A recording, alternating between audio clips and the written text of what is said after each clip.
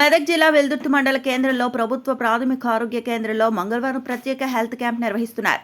ప్రజాపాలన ప్రగతి ప్రణాళికలో భాగంగా ఉచిత వైద్య శిబిరాన్ని గ్రామ సర్పంచ్ ఆదర్శ్, ఉప సర్పంచ్ శ్రావణ్ కుమార్ చేతుల మీదుగా ప్రారంభించారు.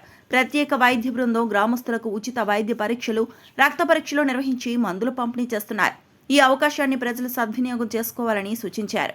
ప్రభుత్వ ఆదేశాల మేరకు ప్రత్యేక వైద్య శిబిరం ఏర్పాటు చేశామని, అన్ని రకాల వైద్య పరీక్షలు నిర్వహించి మందులు పంపిణీ చేసినట్లు ప్రభుత్వ ఆసుపత్రి వైద్యులు డాక్టర్ శిరీష సౌజన్య తెలిపారు. ప్రభుత్వ ప్రాథమిక ఆరోగ్య కేంద్రానికి వచ్చిన సర్పంచ్ ఆదర్శ్, ఉప సర్పంచ్ శ్రావణ్ కుమార్లను వైద్య సిబ్బంది ఘనంగా సన్మానించారు.